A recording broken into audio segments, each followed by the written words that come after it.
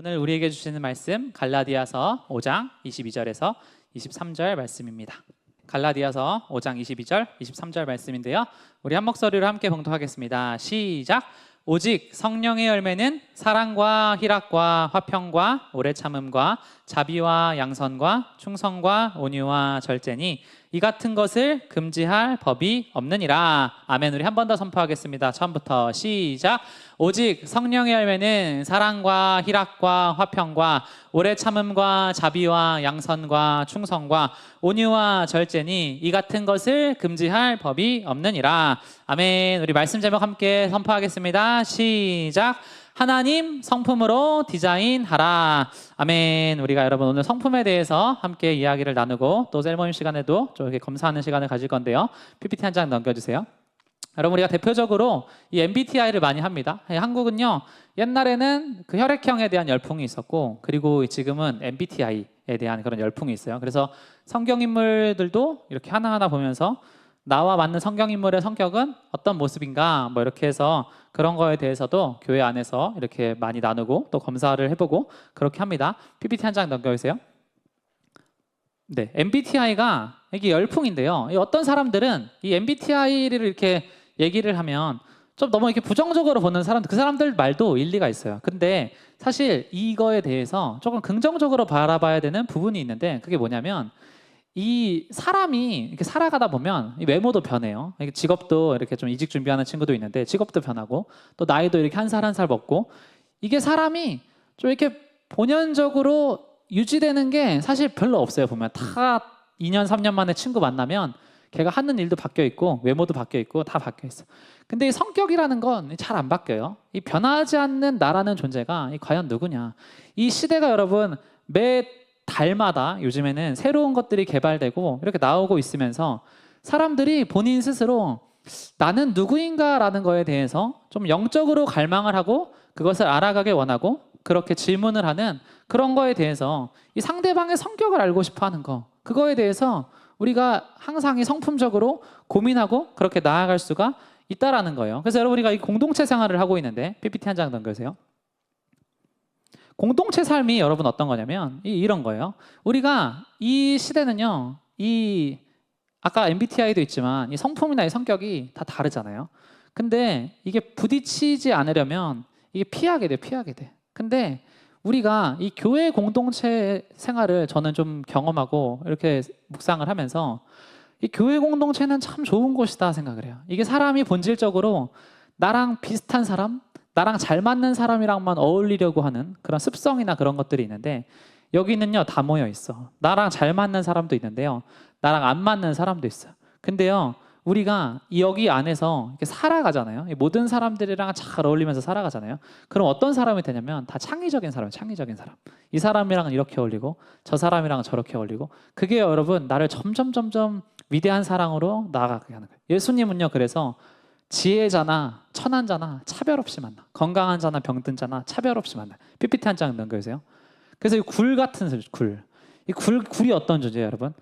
안에 있는 살은 정말 부드러운데 겉에 있는 껍질은 아주 딱딱해요. 그래서 이 굴의 장점은 뭐냐면 상처 입지 않는다는 거예요. 우리가 이 청년들이요 굴처럼 살아가길 잘하는 사람들이 진짜 많아요. 근데 여기에 뭐라고 썼냐면 굴은 환경과의 교감이 주는 상처들을 알지 못하지만 기쁨 역시 모른다. 여러분 우리가 이 굴처럼 나의 껍질을 단단하게 하고 살아가면 상처 입지 않을 수 있는데요, 복음 안에서 주는 기쁨조차 누릴 수가 없다라는 거예요. 우리가 이 나중에 가면 하나님 앞에 계속 뺨을 돌려대면서 끝까지 나아갔을 때 그 하나님의 사랑이 모든 상처들을 뚫고 나한테 왔을 때 오는 그 감동이 나한테 딱 그 복음으로 다가오는 순간이 있어. 우리가 하나님 앞에 이 자세로 나아가는 거야. 매일매일 하나님 앞에 살아가면서 하나님 나는 끝까지 포기하지 않고 그렇게 나아가길 원합니다. 그러한 청년들이 다 되시기를 주님의 이름으로 축원합니다. 아멘. PPT 한 장 넘겨주세요. 우리가 오늘 성품에 대해서 이야기를 하면서 여러분 좀 중요한 얘기를 할 거예요. 잘 기억해 두시면 좋겠습니다. 우리 첫 번째 함께 선포하겠습니다. 시작. 사람마다 하나님이 지으신 모습이 다르다. PPT 한 장 넘겨주세요. 성경이 얘기하는 게 뭐냐면 사람마다 각자를 고유하게 지으셨다라는 거예요. 그래서 여기 뭐가 나오냐면 기질이 나오고 성격이 나오고 인격이 나옵니다. 이 기질이라는 건 뭐냐면 이 유전적인 거, 유전적인 거.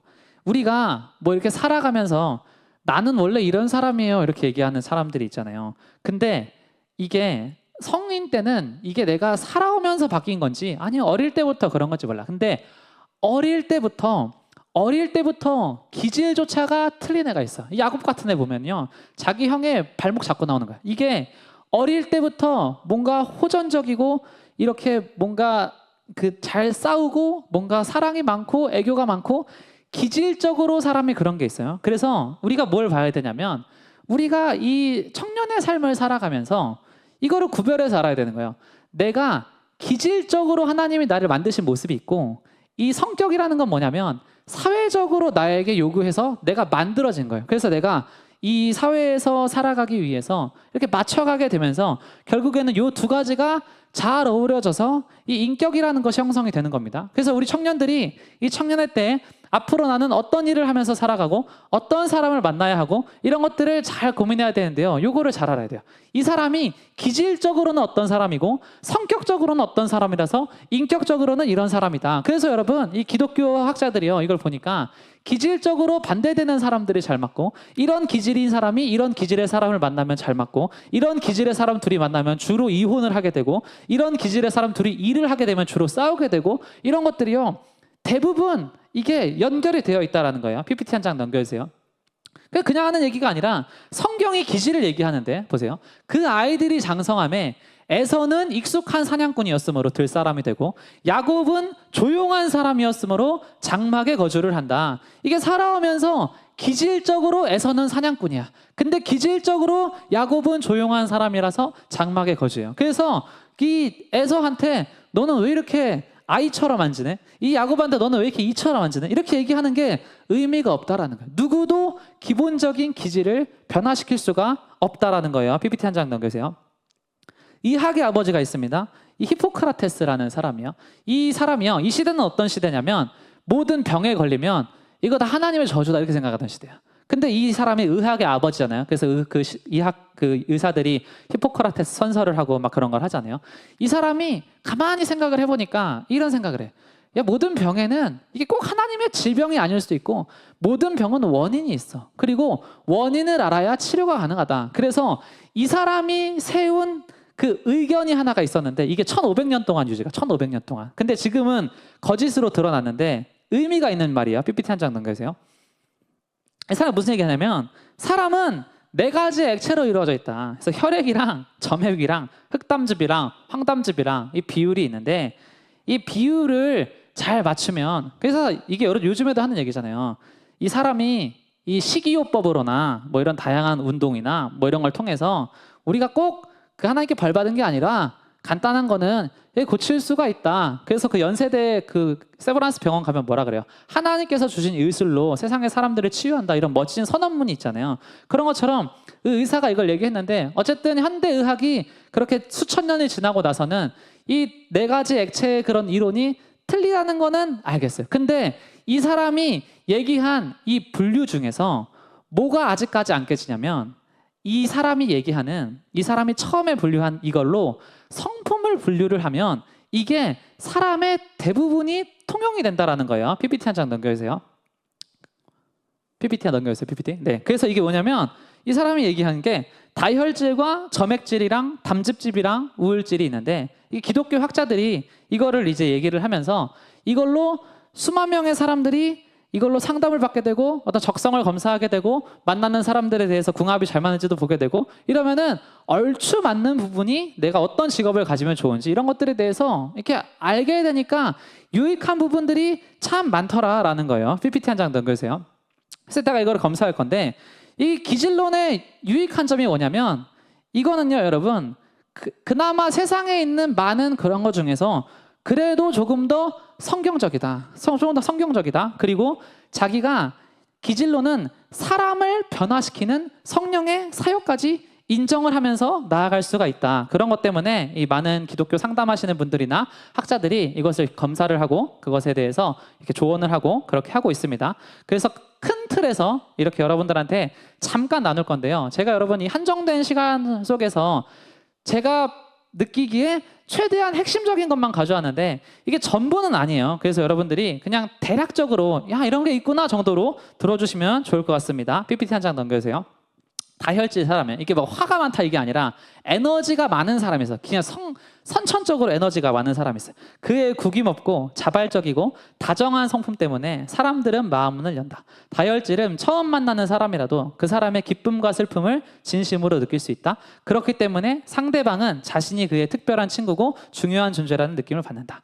악의가 있는 건 아닌데 다혈질은 자신의 결심과 약속과 의무를 잊어버린다. 이내 신나는 모험으로 덤벼들다 보니 아무래도 안정감이 없다. 다혈질은 고독을 싫어하고 사람들을 좋아하며 친구들에게 둘러싸였을 때 에너지가 넘친다. 그는 모임의 활력소 같은 존재이다. PPT 한 장 넘겨주세요. 성경에 다혈질 제자가 나옵니다. 어떤 사람이냐면 베드로예요. 성경의 모든 제자들의 말을 다 합친 것보다 베드로가 한 행동이나 말이 훨씬 많아요. 근데 여러분 성경에서 이 기질을 얘기를 하는데 이거를 다뤄가시는 거를 같이 이야기를 하기 때문에 우리가 기도하고 하나님의 성품으로 디자인된다는 거를 꿈꿀 수가 있는 거예요. 이 베드로의 삶을 보니까 너무 쉽게 배신을 해요. 근데 또 한편으로 너무 쉽게 회개를 해요. 이 기복이 엄청나. 이게요 다혈질의 그 기질을 가지고 있는 사람의 대표적인 특징이에요. 그런데 이후에 가서 보잖아요. 사도행전의 교회를 가서 보잖아요. 베드로는요 이제는 그런 다혈질만의 성품을 가지고 있는 사람이 아니에요. 그는요 어른이에요.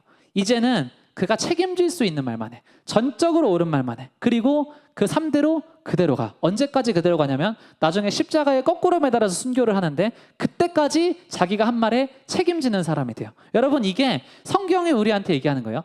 기질적으로 나는 이런 사람일 수 있는데 나중에 이후에 또 다른 모습으로 우리가 변화가 될 수 있다는 것입니다. PPT 한 장 넘겨주세요.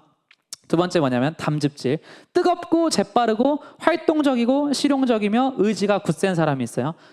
충분하고 대단히 독립적인 사람이 있어요. 활동을 해야지 힘이 나는 사람이 있어요. 근데 정서적인 면에서 좀 공감 능력이 떨어지고 다른 사람에 대한 동정이나 연민이 좀 낯선 사람이 있어요. PPT 한 장 넘겨주세요. 그게 누구냐면 바울이라는 사람이 있습니다. 이 바울이라는 사람은요 에너지가 넘치는 거예요.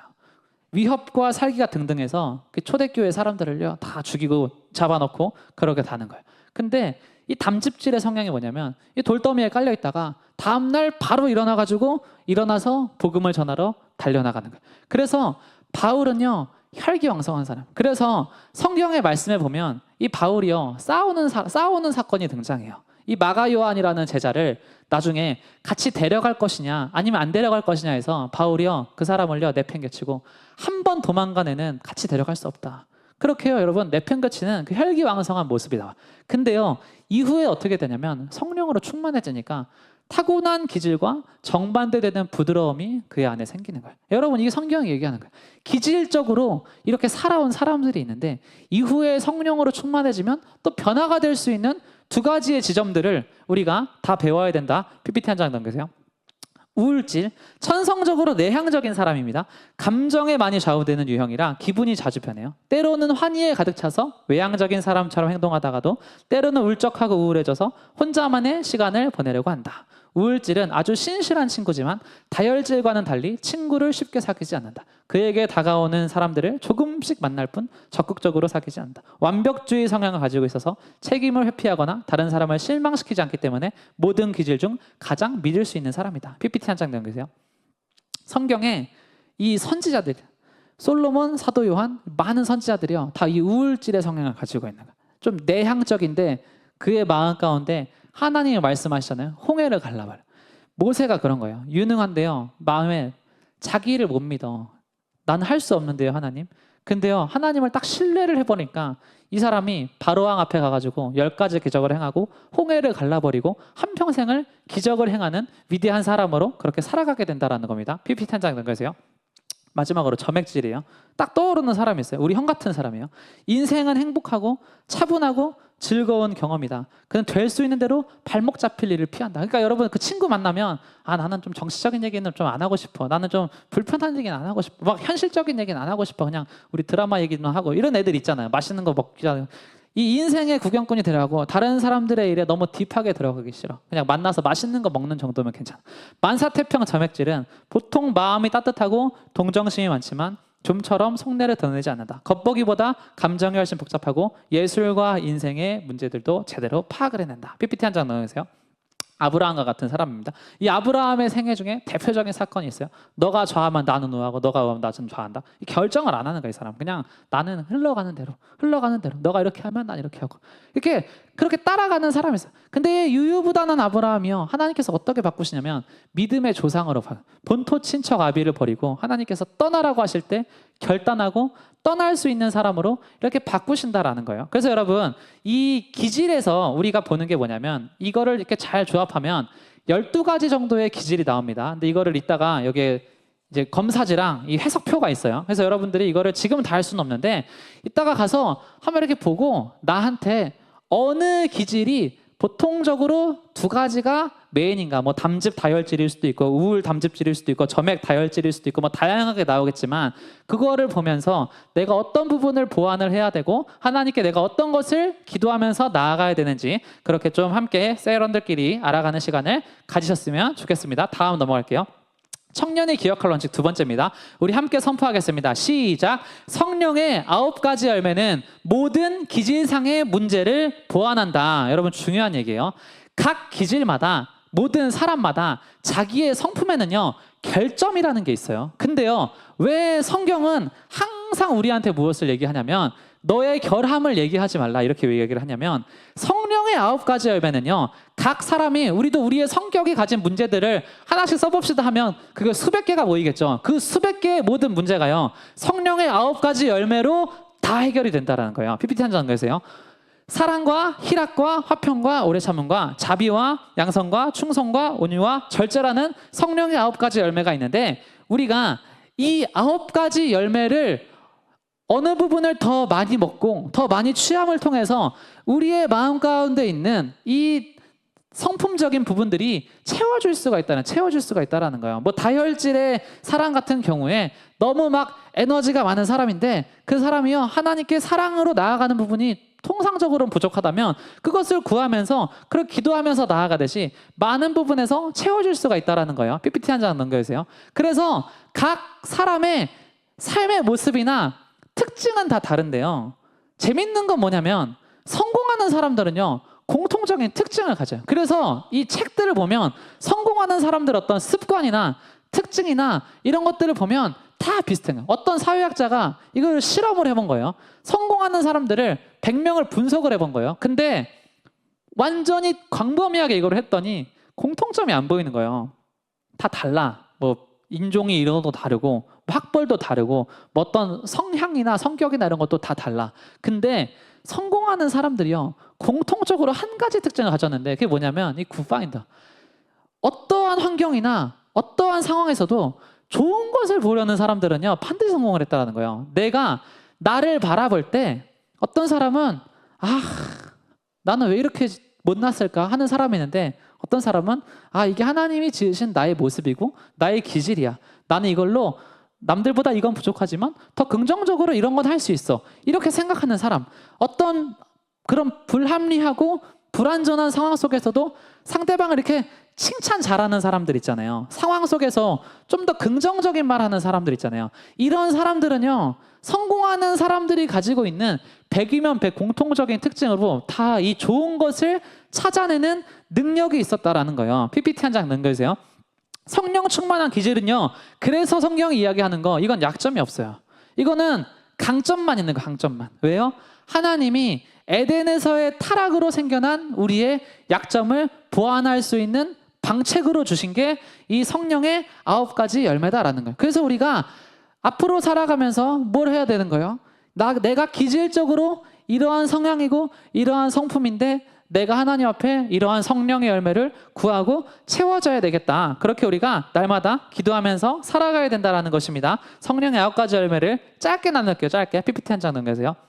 첫 번째 뭐예요? 사랑입니다. 자 보세요 여러분. 나는 사랑이 없어라는 말은요 나는 하나님 안 믿는단 말이에요. 그건 진짜 하나님 안 믿는단 말이에요. 왜냐하면 사랑이라는 거는요 기질의 제한을 안 받아요. 그래서 우리가 인생을 살아가면서 굉장히 조심해야 되는 말이 있습니다. 그게 뭐냐면 내가 기질적으로 제한을 받는 영역들이 있어요. 뭐 예를 들면은 세신자 안내 좀 하세요. 저는 사람을 대하는 게 기질적으로 어렵습니다. 이렇게 얘기하는 거는 합리적이에요. 그런데 어떤 사람이 저는 사랑이 부족한 존재입니다. 이렇게 이야기하는 건요. 전 하나님 말씀 안 믿습니다. 이렇게 얘기하는 거예요. 여러분 이거를요.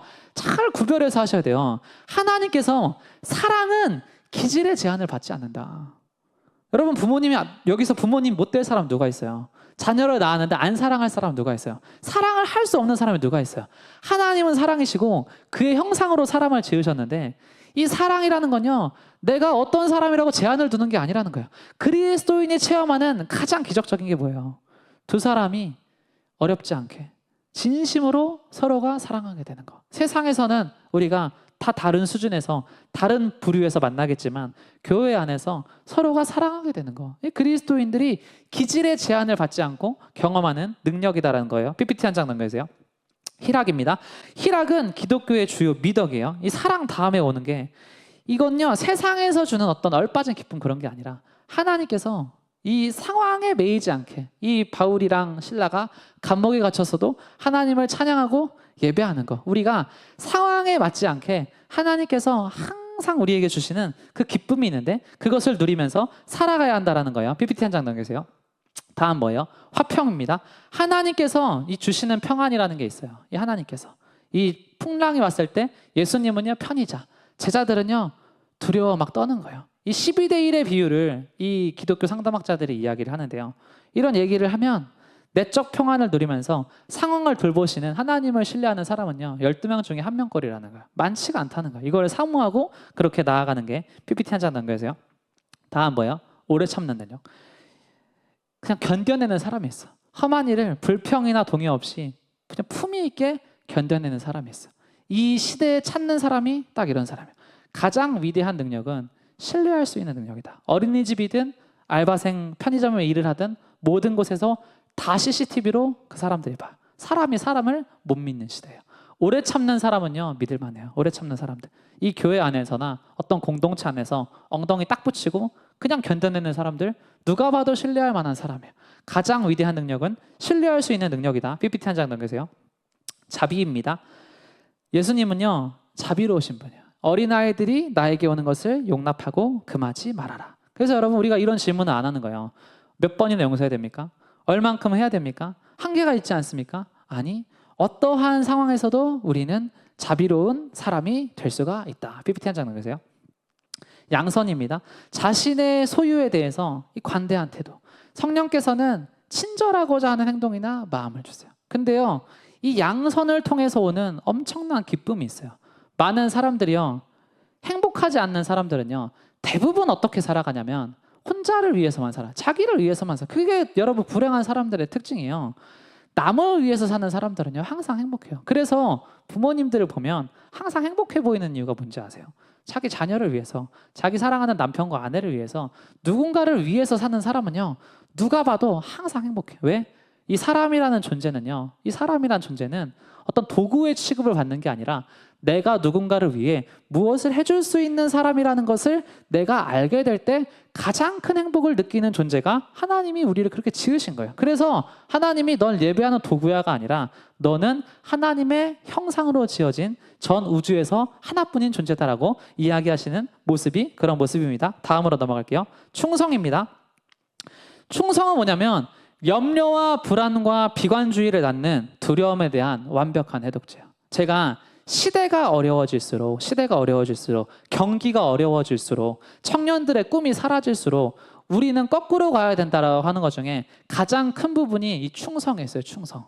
제가 선교지를 가서 다른 거 안 배우고 이거 하나 배운 거예요. 충성. 하나님께 그냥 충성하는 거. 여기에 이 해답이 있어요. 이 순종하지 못하는 시대 가운데 도리어 하나님께 순종하고 충성하잖아요. 그러면 아이러니하게도 하나님의 평안과 기쁨이 우리의 마음 가운데 몰려온다라는 것을 여러분 경험할 수가 있는 것입니다. 다음이요. 온유입니다. 인간의 본성은 오만합니다. 도도합니다. 건방집니다. 이기적이에요. 자기중심이에요. 그런데 성령으로 충만해지면 우리가 좀 더 부드러운 사람이 되고 온순한 사람이 될 수가 있다라는 거예요. 이 땅에서는 자기 주장을 하는 사람이 자연스러운 거지만 아무리 성마른 기질이라도 성령 충만으로 다스려지면 놀랍게도 온유가 배어나온다. 마지막 거 보겠습니다. 절제입니다.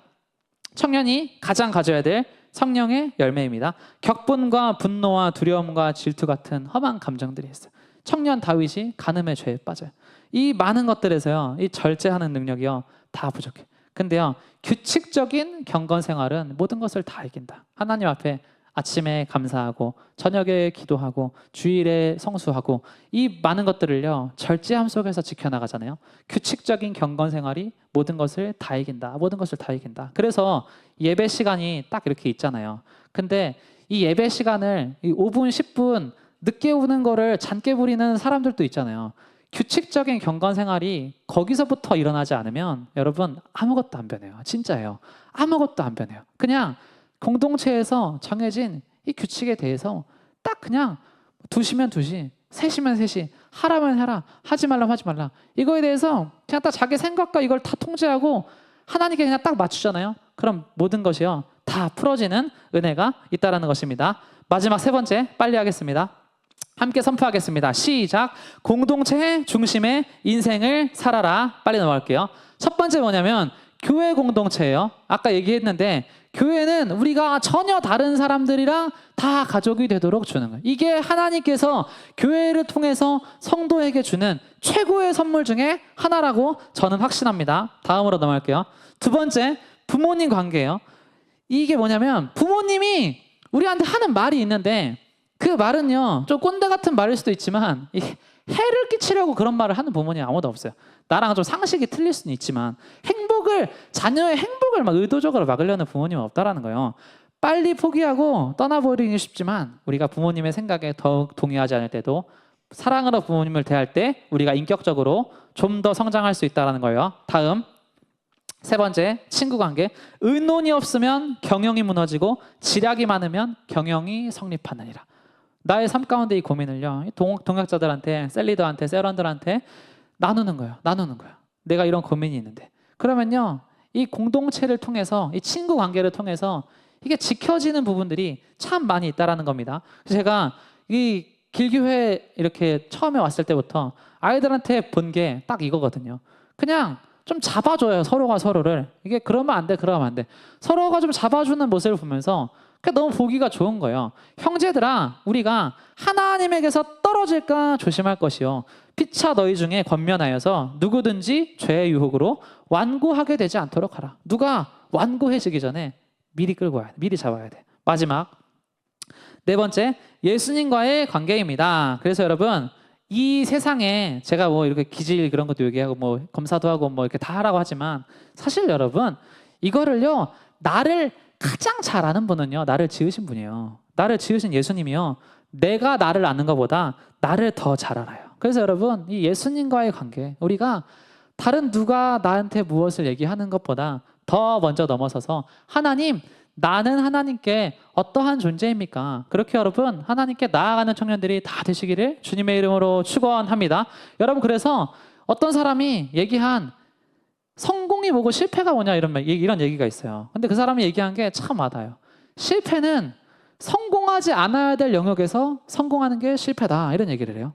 그리고 성공은 하나님께 잘하였도다 착하고 충성된 종아, 이 말을 듣는 게 성공이다. 저는요 그 말이 너무 동의가 돼요. 너무 동의가 돼요. 우리가 세상에서 실패해야 될 영역에 대해서는 실패를 하되 성공해야 될 영역에서는 성공을 해야 된다. 그래서 저는 우리 청년들이요 다른 게 아니라 예배의 성공자가 되고 기도의 성공자가 되고 신앙의 성공자가 될 때 하나님이 우리를 아름답게 가꾸신다라는 것을 믿으면서 나아가는 청년들이 다 되었으면 좋겠습니다. 우리 함께 이 시간 기도하면서 나아갔으면 좋겠는데요. 우리 하나님께 좀 그렇게 기도했으면 좋겠습니다. 하나님이 나를 이렇게 지으신 모습이 있어요. 내 모습 이대로 사랑하시는 그런 모습이 있어요.